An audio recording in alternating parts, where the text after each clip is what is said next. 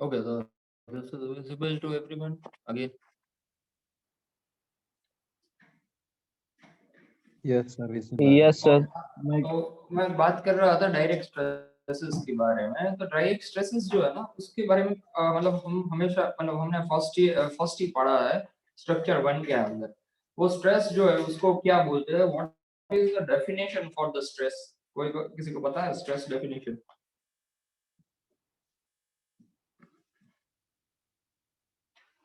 Sir, resistance of force per unit cross sectional area. Exactly. तो stress जो है वो डायरेक्ट स्ट्रेस किसको बोलते हैं कि कहीं पर आपका एक बॉडी, ये एक सरफेस के ऊपर ये सब्सटेंस है, सही है, इसके ऊपर जब कोई फोर्स मिल रहा है तो ये आपको क्या क्रिएट करेगा कि ये सब्सटेंस कुछ हद तक तो नीचे जाएगा, लेकिन उसके बाद एक रेजिस्टेंस फोर्स क्रिएट करेगा जो ऊपर की तरफ होगा। तो ये जो रेजिस्टेंस फोर्स है जो ऊपर की तरफ मिला हमें, this is your stress per unit cross section area. Sir Hrithik ને કેવલ બેને સેમ પ્રોબ્લેમ આવે છે. હવે કરે થઈ જશે એ લોકોને।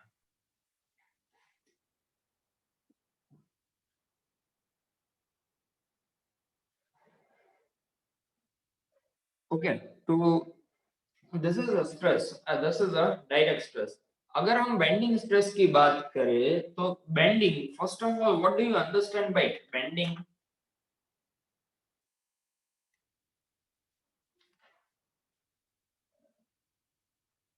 कोई बताएगा बेंडिंग क्या होगा?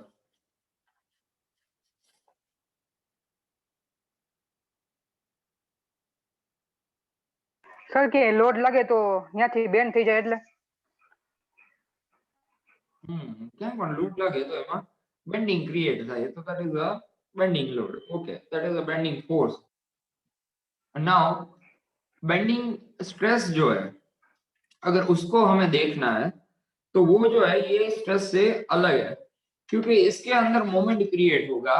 जब कभी भी बेंडिंग क्रिएट होता है, बेंडिंग तभी क्रिएट होता है जब कभी मोमेंट क्रिएट होता है। और मोमेंट कब क्रिएट होगा? जब लोडिंग कंडीशन जो है वो एक्सिस से दूर है कहीं पर। इसका मतलब पहले तो हम ये देख लेते हैं what are the axial load and eccentric load, क्योंकि इसको जानने के लिए पहले ये जानना बहुत जरूरी है एक्सेल लोड क्या है और एसेंट्रिक लोड है क्या है। तो ये जो है वो एक्सिस है, this is the axis, right. और ये जो सब्सटेंस है फिर से ड्रॉ किया हमने,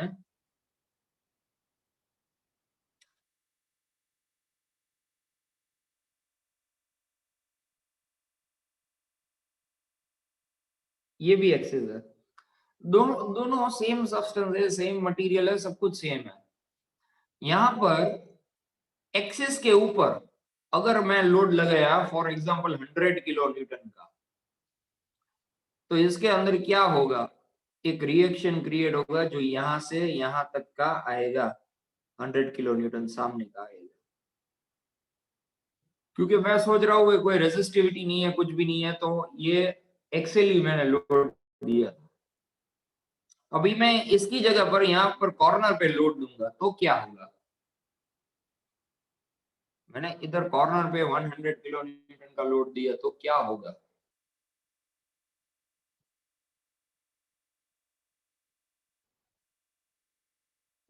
See, I'll show you this. ये एक बुक है, ठीक है, ये बुक है फॉर एग्जांपल जो आपको दिख रहा है। इसके ऊपर मैं अगर यहाँ पर लोड देता हूँ, क्योंकि ये बीच में है, जहाँ आपको बोले साइड में दिख रहा है लेकिन ये बीच में है, सही है। तो मैं यहाँ पर अगर लोड देता हूँ, ये अभी ऐसे ट्रांसफर कर देता हूँ तो आपको शायद ज्यादा समझ में आएगा। यहाँ पर अगर मैं लोड देता हूँ तो ये क्या करेगा, नीचे जाएगा, सही है, नीचे से कुछ रेजिस्टेंस होगा। लेकिन यही लोड अगर मैं यहाँ पर एंड के ऊपर देता हूँ, ये एंड है, सही है, यहाँ पर लोड दिया तो क्या हुआ, ये क्या हुआ, इससे Bend. ये गिरा, बेंडिंग हो गया इसका, ये गिर जाएगा, इसका इधर से बेंडिंग हो जाएगा, ये इस तरह से मूवमेंट करेगा क्योंकि इसके अंदर मोमेंट क्रिएट हुआ, सही है। तो ये अभी क्या होगा, अभी ये इस तरह से मोमेंट क्रिएट करेगा।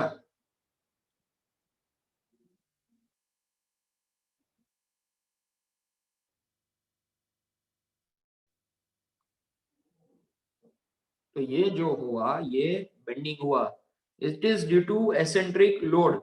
अब एसेंट्रिक लोड किसको बोलेंगे, जब आपकी एक्सिस के ऊपर लोड लगता है, જ્યારે અક્ષ ઉપર લોડ લાગે છે તો ये एक्सियल लोड થાય।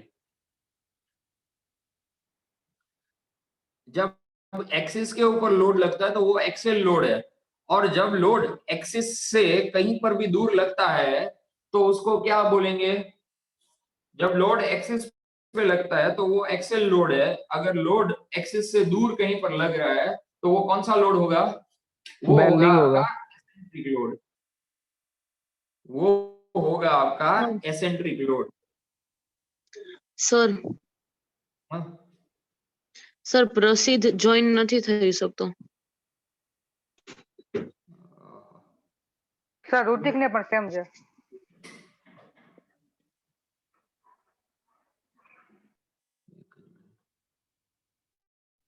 શું પ્રોબ્લેમ આવે છે? સર પ્રિપેરિંગ મીટિંગ આવે છે પછી લોડ થયા રાખે છે એવું કે છે પ્રસિદ્ધ। પ્રસિદ્ધ શું આ ઋતિક? ઋત્વિક આવી ગયો, પછી પ્રસિદ્ધ નો નથી ખબર, હાલો ઋત્વિક ના તો થઈ ગયું જોઈન, ચાલો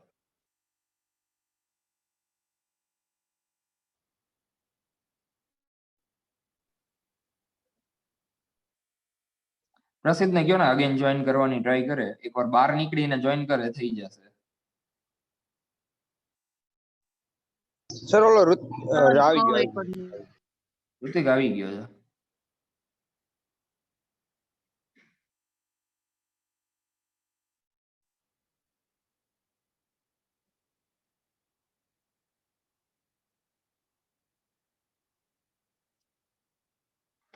ओके, तो आज છે ઈ તમારો, ये जो है वो आपका एसेंट्रिक लोड होगा। तो आज છે ઈ તમારો एसेंट्रिक लोड થયો।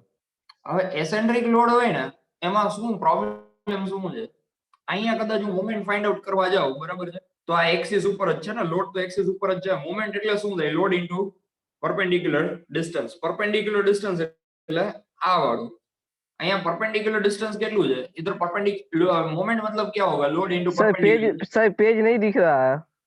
સર સ્ક્રીન નથી દેખાતી।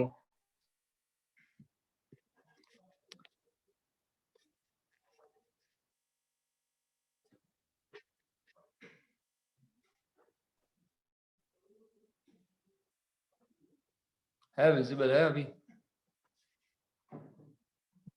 હા sir. Yes sir. Yes yes sir. Okay, तो अगर हम लोड के लिए बात, मोमेंट के लिए बात कर रहे हैं तो मोमेंट इज इक्वल टू क्या होगा, load into perpendicular distance.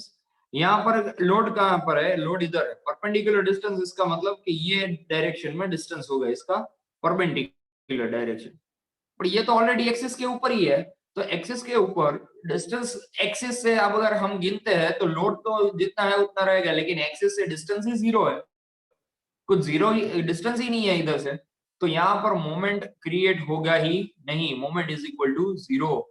But when you go with this, अगर आप एसेंट्रिक लोड के साथ जाते हो तो moment is equal to load into distance करेंगे हम, तो ये डिस्टेंस फॉर एग्जांपल आप बोल दो कि 200 mm का है, सही है, तो लोड कितना है, तो क्या 100 और डिस्टेंस कितना है, तो 200 mm का, टोटल क्या होगा, तो टोटल के इसके अंदर हमारे पास मोमेंट क्रिएट होगा न्यूटन इंटू mm, न्यूटन पर न्यूटन इंटू mm। तो ये क्रिएट होगा 2000 न्यूटन टू mm का मोमेंट। जहां पर एक्सेल लोड है वहां पर थियोरेटिकली मोमेंट क्रिएट नहीं होता, प्रैक्टिकली भी मोमेंट क्रिएट नहीं होता, लेकिन जहां पर एसेंट्रिक लोड है वहां पर मोमेंट क्रिएट थियोरेटिकल भी होता है और प्रैक्टिकली भी होता ही है, क्योंकि मैंने आपको प्रैक्टिकली बुक को बेंड करके दिखाया अभी। सही है, तो आप इसको नोट डाउन कर दीजिए अभी।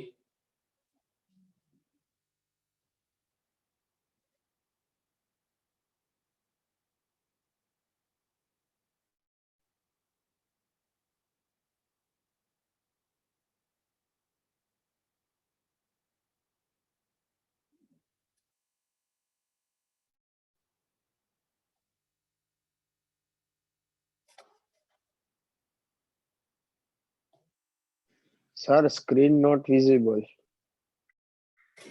स्क्रीन पिन कर दे विजिबल जैसे। सर स्क्रीन सीन જ છે। स्क्रीन नहीं, पिन कर दे।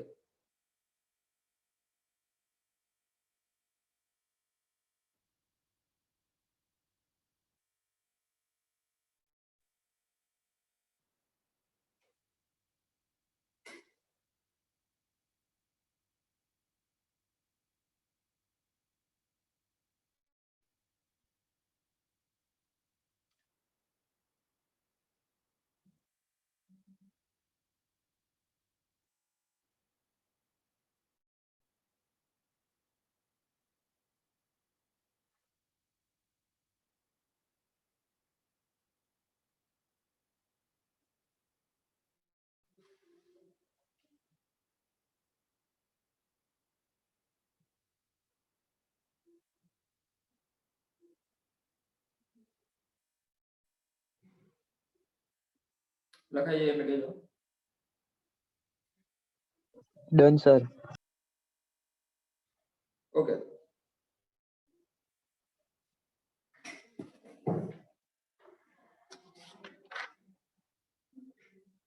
બાકી સર રાખો ને 1 મિનિટ।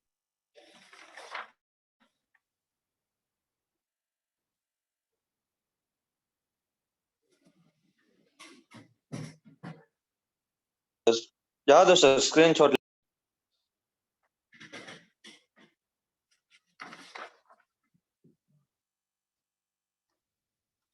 ओके, तो હવે આપણે બે પ્રકારના લોડ ને સમજ્યા કે એક્સેલ લોડ છે ને બેન્ડિંગ લોડ છે। હવે જો હું ખાલી એક ફિગર ડ્રો કરીએ આપણે અને જોઈએ કે આનું એનાલિસિસ માં શું ફરક પડે છે, પેલા તો એ પણ જોવું પડે। તો એક કોલમ આપણે ડ્રો કરીએ, ખાલી કોલમ છે।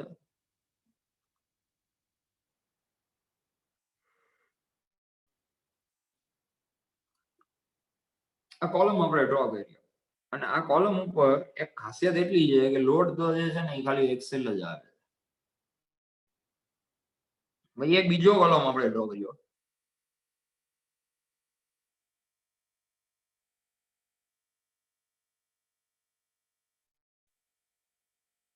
આ કોલમની ખાસિયત શું છે કે અહીંયા જે લોડ છે એ એસેન્ટ્રિક છે विथ एसेंट्रिसिटी ऑफ ई। तो हमने एक कॉलम ड्रॉ किया जिसमें के ऊपर लोड लग रहा है, लेकिन ये जो लोड लग रहा है वो एक्सेल ही लग रहा है, विथ एक्सिस ही चल रहा है। और दूसरा जो कॉलम है वो हमने ड्रॉ किया, उस कॉलम के अंदर जो लोड लग रहा है वो एसेंट्रिक लग रहा है। तो इसके अंदर जब हम फिगर ड्रॉ करते हैं डायरेक्ट स्ट्रेसेस का तो क्या रहेगा, तो इसके अंदर अगर मैं डायरेक्ट स्ट्रेस का फिगर ड्रॉ करूंगा तो यहाँ पर कंप्लीटली डायरेक्ट स्ट्रेस तो क्रिएट होगा ही होगा, ये सही है। ये जितना भी होगा उतना ही होगा और एक समान ही होगा, જેટલું થાય એટલું જ થાય ને એક સરખું જ થશે P/A જેટલું, બરાબર છે, because it is in direct stress. अभी इसके अंदर भी हम डायरेक्ट स्ट्रेस तो देखेंगे ही।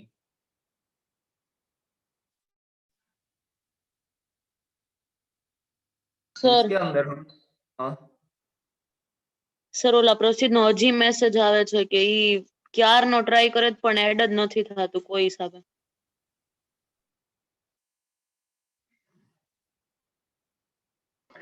સર કેવલ નહીં.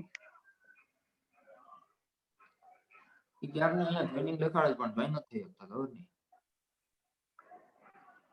કેવલનો મેસેજ આવે છે.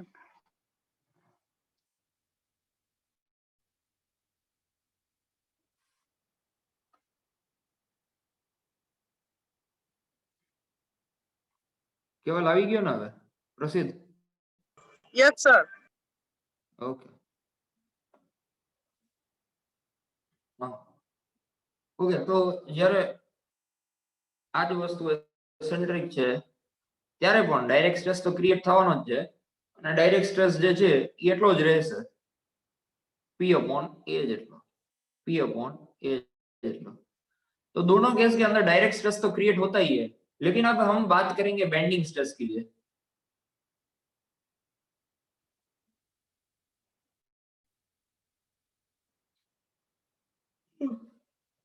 राइट, इधर जो है वो बेंडिंग स्ट्रेस क्रिएट ही नहीं होगा. क्यों? क्योंकि यहाँ पर मोमेंट क्रिएट ही नहीं हो रहा है. इधर मोमेंट क्रिएट ही नहीं हो रहा है. अगर क्रिएट होता तो इधर बेंडिंग स्ट्रेस का डायग्राम क्रिएट होता, लेकिन इधर क्रिएट ही नहीं हो रहा. इधर होगा. इधर क्या होगा कि ये बाजू जो है वो टेंशन में जाएगा, वो बाजू जो है वो कंप्रेशन में जाएगा, क्योंकि यहां से ये खींच रहा है ना, इसको ये खींचेगा, ये बॉडी को इस तरह से खींचेगा. तो ये जो है वो अलग अलग, इधर से ये टेंशन में, इधर से ये कंप्रेशन में है. तो ये टेंशन कंप्रेशन जो है वो जोन बनाता है, इसलिए हमें इसका डायग्राम बेंडिंग का इस तरह से किया है. और बेंडिंग इसलिए होगा क्योंकि इसके अंदर मोमेंट क्रिएट होता है. तो वो कितना होगा? तो बेंडिंग स्ट्रेस जितना. और अभी जब हम इसको कंप्लीट करते हैं तो ये बनेगा कंबाइंड स्ट्रेस और रिजल्टेंट.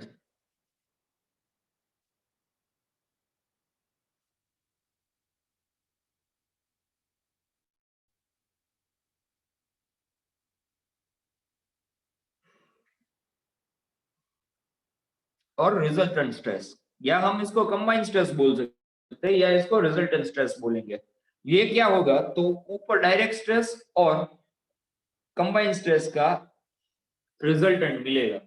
तो ये जो होगा वो मिनिमम होगा, डायरेक्ट माइनस बेंडिंग, और ये जो है वो मैक्सिमम होगा, डायरेक्ट प्लस बेंडिंग. तो ये क्या होगा? ये कंबाइंड स्ट्रेस मैक्सिमम होगा,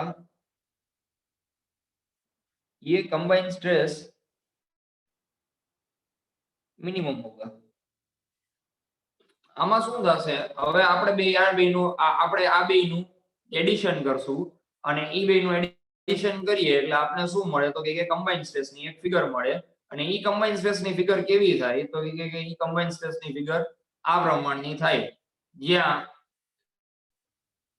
આ મિનિમમ ગોતવા માટે માઈનસ કરવું પડે અને મેક્સિમમ ગોતવા માટે એડિશન કરવું પડે. હવે અહીંયા તો બેન્ડિંગ સ્ટ્રેસ ક્રિએટ જ નથી, એટલે કમ્બાઇન્ડ માં તો કોઈ પ્રશ્ન જ ઊભો નથી થતો. બરાબર છે? ચલો આને નોટ ડાઉન કરી લો સર.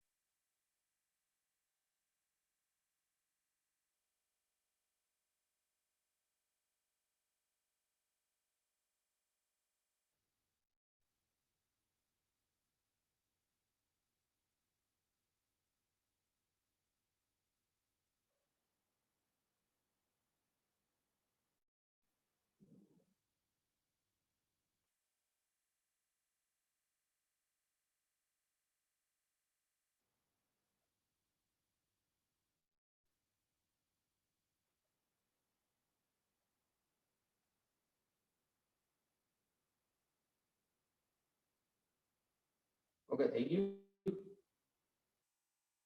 ના સર बाकी है sir okay okay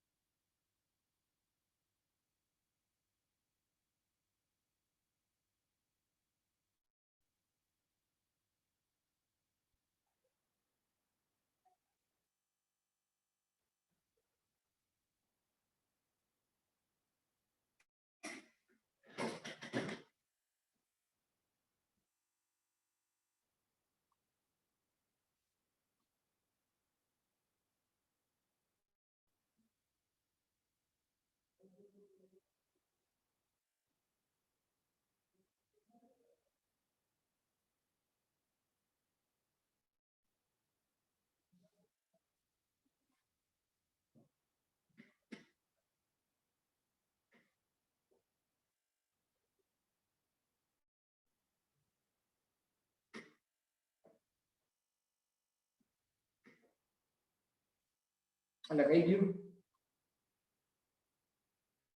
done sir yes sir sir હજી છે કોઈ નો સરમાં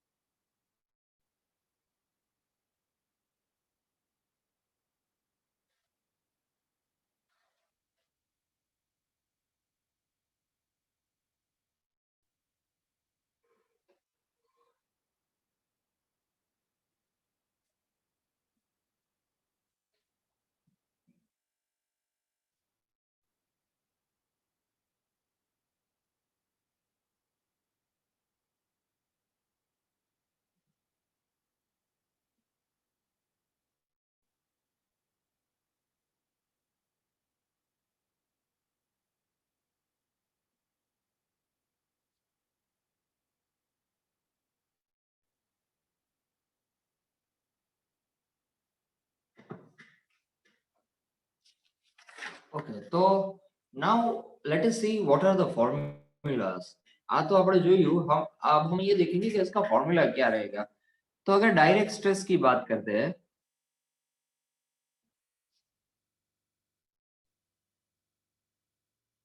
तो डायरेक्ट स्ट्रेस के लिए formula is equal to P upon A that is equal to force upon area, right. और जो हम बेंडिंग स्ट्रेस के लिए बात करते हैं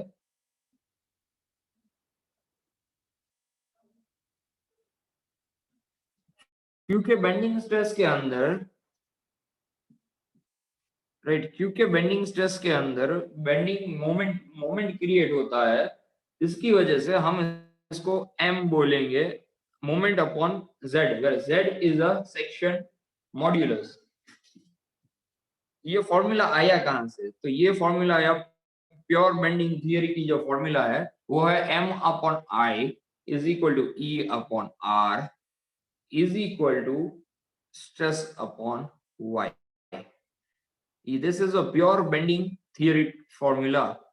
ये प्योर बेंडिंग थियरी फॉर्मूला जो है इसके अंदर अगर हम I और m और ये वाला जो इक्वेशन है उसको एज इट इज रखते हैं, ये हम निकाल देते हैं क्योंकि इसके अंदर ये मटेरियलिस्टिक प्रॉपर्टी और रेडियस ऑफ कर्वेचर हम देख रहे नहीं है। तो इसको अगर निकाल दे तो फॉर्मूला क्या रहेगा, m upon i is equal to stress upon y। सही है, stress upon y।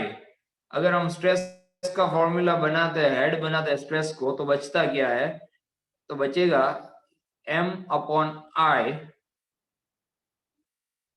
Into y। सही है, तो z मतलब क्या होगा, तो अगर हम z का बात करते हैं तो z क्या होता है, तो z मतलब section modulus z is equal to I upon y। आपने मोमेंट ऑफ इनर्शिया के अंदर ये पढ़ा है, ये formula section modulus z is equal to y upon y। तो ये क्या है, ये y अपॉन i है, ये जो है वो y अपॉन i है, तो ये क्या होगा 1 अपॉन z हो जाएगा। तो इसके वजह से this formula becomes m upon z। ये फॉर्मूला यहां से आया है, सही है। Did you got this, m upon z?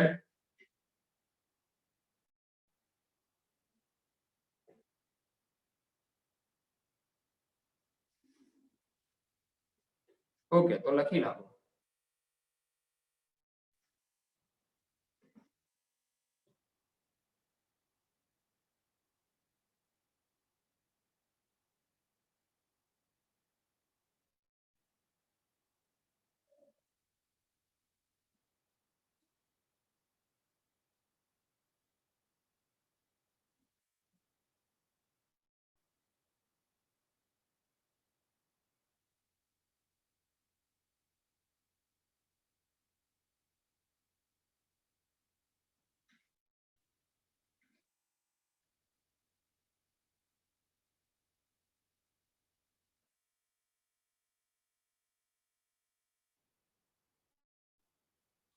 Okay, થઈ ગયું? Yes sir. ઓકે, તો જો આ થઈ ગયું હોય તો હવે વસ્તુ એ છે, તો કમ્બાઇન્ડ સ્ટ્રેસ કેને કહેવાય?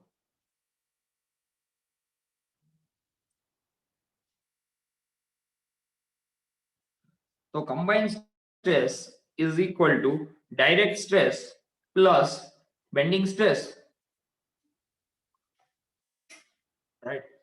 So what it is direct plus bending stress, that is your combined stress. Now when we are talking about combined stress, that means it is P upon A plus M upon Z. So this is a formula for your combined stress. Combined stress find out करवानु गए तो then you have to use this formula. Okay, note down this.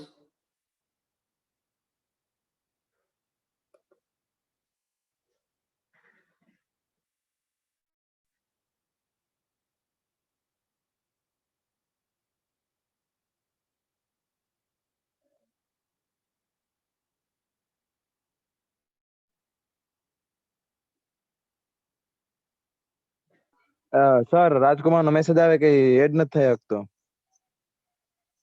થાય છે હવે, ખબર નહીં, joining લખેલું તો આવે છે.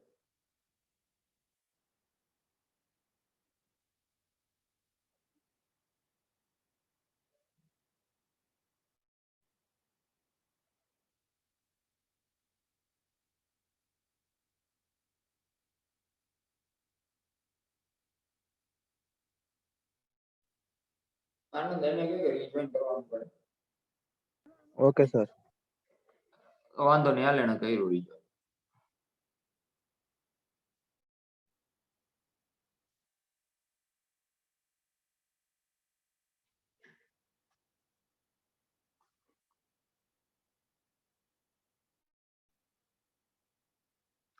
Okay, તો જો આ combined stress આપણે જ્યારે લખાઈ જાય, then at a time we should put on the values also. Now अगर हम यहाँ पर वैल्यू पुट ऑन करते हैं और इसको सिंप्लीफाई करना है, फॉर एग्जांपल आपके पास एक सेक्शन है जो रेक्टेंगुलर है और इसका ये जो है वो डी है, ये जो है वो बी है, इसके लिए अगर आपको फाइंड आउट करना है तो वो कैसे करेंगे, आपको वैल्यू पुट ऑन कर देना चाहिए और वैल्यू पुट ऑन करने से आपको क्या मिलेगा, तो देखते हैं वैल्यू पुट ऑन करने से हमें क्या मिलेगा। तो combined stress C is equal to P upon A plus M upon Z। अभी ये फॉर्मूला जो है इसके अंदर ये P जो है वो एज इट इज रहेगा, area of your section B into D होगा, ये एरिया जो है वो B इंटू डी बनेगा, प्लस मोमेंट, मोमेंट मतलब लोड इंटू परपेंडिकुलर डिस्टेंस, तो ये P into perpendicular distance E जितना एज इट इज रहेगा। सही है, ये मोमेंट जो है उसको मैंने कन्वर्ट किया, इसके लिए ये दिखाया है। सही है, और ये जो है ना मोमेंट, इसको P इंटू E किया, और Z वो जो है वो I बाई Y है, तो I बाई Y किया उसको मैंने, क्योंकि ये Z है जो वो Z 1/Y है, इसलिए I बाई Y जो है 1/Z है, इसलिए I बाई Y उसका वैल्यू जो है वो ऊपर जाएगा, तो Y अपॉन I उधर रहेगा। अभी इसको सिंप्लीफाई करते हैं अगर, तो ये I जो है वो क्या हो जाएगा, BD क्यूब बाई 12 होगा, BD क्यूब बाई 12 बनेगा I, Y जो है वो क्या होगा, Y का जो वैल्यू है वो क्या होगा,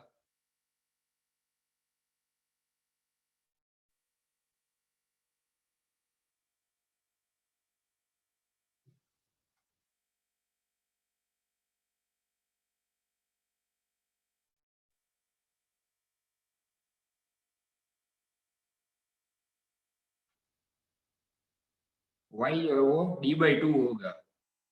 Y का वैल्यू जो है वो क्या है, वो ये सेंटर का जो वैल्यू है वो Y का वैल्यू रहता है, वो D/2 बनेगा। P जो है वो एज इट इज रहेगा, E जो है वो एज इट इज है, B है और D है। सही है, ये इतना सारा पोर्शन हमारे पास रहता है।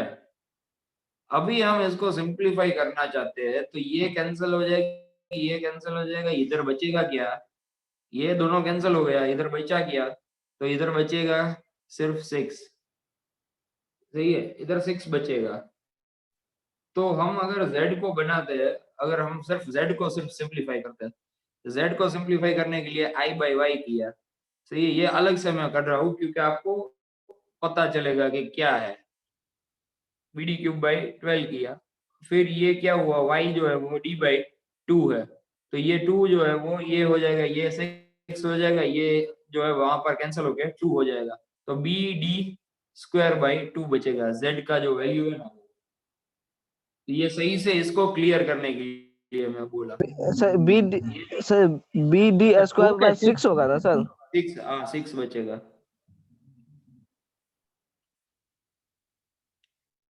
सही है, तो जब हम ये वैल्यू पुट ऑन करते हैं तो हमें क्या मिलना चाहिए, तो बोलेंगे PE अपॉन PE अब 6PE अपॉन BD स्क्वायर होगा उसका, यही बचेगा ना। और ये जो है डायरेक्ट वाला, तो डायरेक्ट का तो क्या बचेगा, P upon B into D, बराबर है। B इंटू डी इसका मतलब क्या होगा, कहीं पर भी अगर हम B इंटू डी करते हैं तो उसका मतलब है area, area is equal to B into D रहेगा। तो मैं क्या किया, मैं स्ट्रेस फाइंड आउट करने के लिए, कंबाइंड स्ट्रेस फाइंड आउट करने के लिए P जो है, यहाँ पर भी P है और यहाँ पर भी P है, तो P को कॉमन बाहर कर दिया, यहाँ पर B इंटू डी एरिया है, इधर भी B इंटू डी एरिया है, तो इसको भी कॉमन बाहर निकाल दिया। अभी अंदर क्या बचा, 1 प्लस 6E अपॉन क्या बचेगा, सिर्फ D अंदर बचेगा क्योंकि ये यहाँ पर स्क्वायर था। तो ये जो वैल्यू है वो आपको क्या मिला, this is your combined stress, combined stress का सिंप्लीफाइड फॉर्म है। अभी कंबाइंड स्ट्रेस का जो सिंप्लीफाइड फॉर्म रहता है उसके अंदर एक बात ये है कि अगर आपको combined stress maximum find out करना है तो वो उसका फॉर्मूला होगा direct stress plus bending stress, और अगर आपको combined stress minimum find out करना है तो उसका फॉर्मूला रहेगा डायरेक्ट माइनस बेंडिंग स्ट्रेस।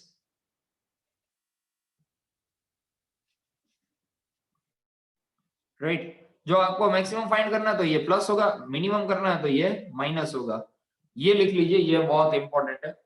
वैसे ये भी लिख लीजिए, इसके बाद उसको लिखते हैं ये फॉर्मुलेशन कैसे आता है।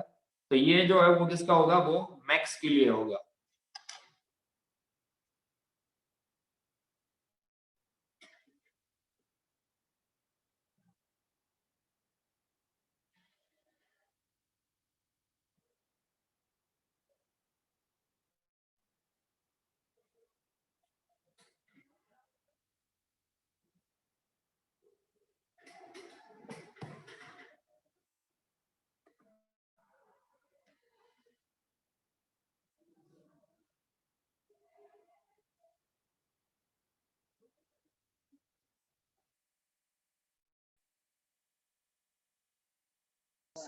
Hello sir.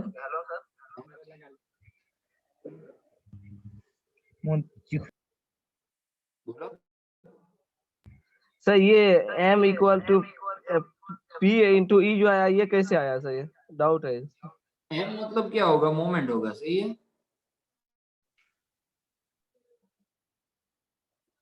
संतोष, एम मतलब मूवमेंट होगा या नहीं होगा? ये सर मूवमेंट होगा सर। तो movement is equal to force into perpendicular distance होगा। Yes sir. अगर यहाँ पर हम बेंडिंग का बात कर रहे हैं तो बेंडिंग के लिए डिस्टेंस ई जितना होगा, क्योंकि ये एसेंट्रिसिटी है।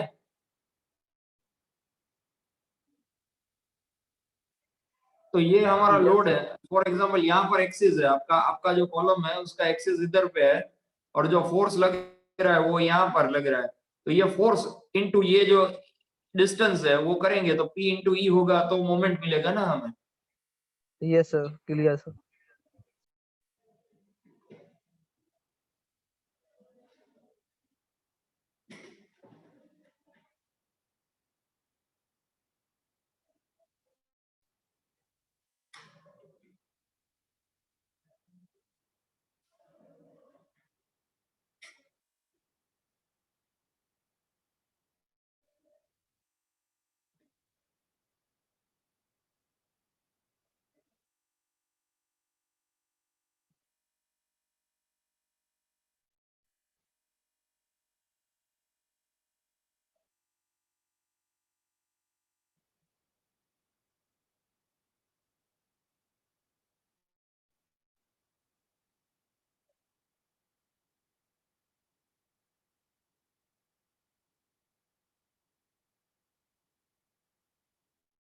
ये कंप्लीट हो जाए तो बोलना।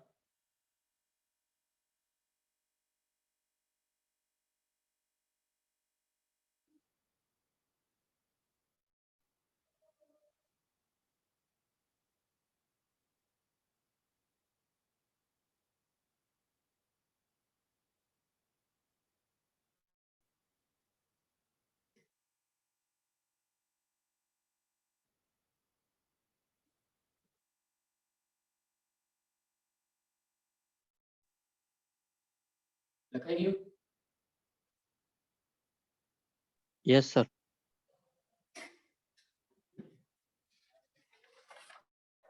तो मिनिमम અને મેક્સિમમ કમ્બાઈન્ડ સ્ટ્રેસ માટેની પણ ફોર્મ્યુલા નોટ ડાઉન કરી લો।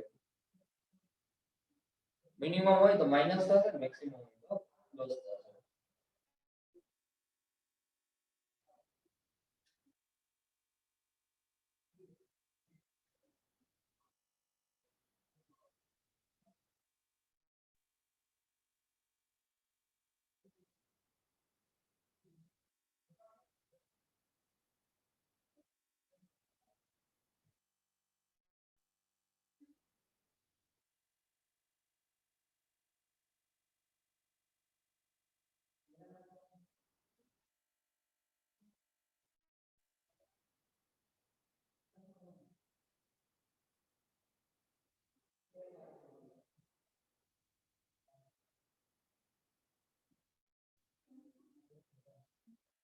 ओके, तो हम आगे करेंगे इसको। तो ये जो अगर हम मैक्सिमम के लिए फाइंड आउट करना चाहते हैं, मैक्सिमम कंबाइंड स्ट्रेस, तो हमने क्या देखा, फॉर्मूला हमने क्रिएट किया, m upon p upon a into bracket 1 plus 6e upon d, right. और यही सेम अगर करते हैं मिनिमम के लिए तो फॉर्मूला रहेगा P upon A 1 minus 6E upon D।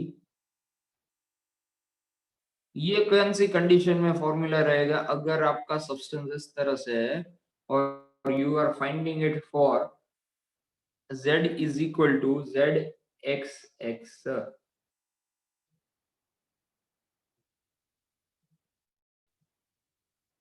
Okay, तो अभी बोलेंगे कि व्हाट इज एसेंट्रिसिटी।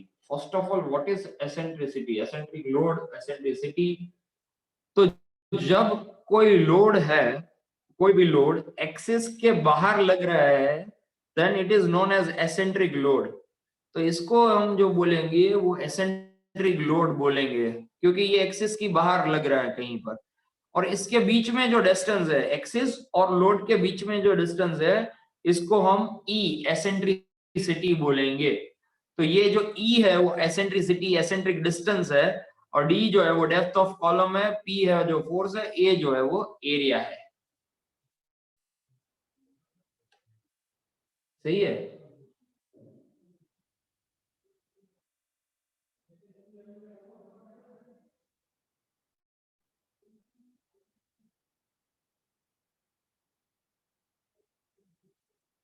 ओके, तो ये नोट डाउन कर लीजिए, बाद में आप अटेंडेंस देकर लीव कर सकते हैं। कोई क्वेश्चन है then you can ask me.